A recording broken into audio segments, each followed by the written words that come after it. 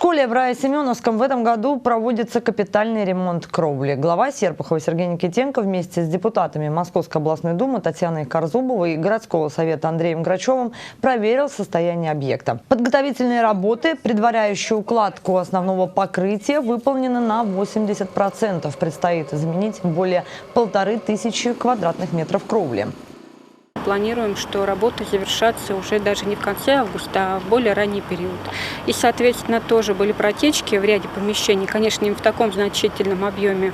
В любом случае косметический ремонт будет сделан силами образовательного учреждения, родителей.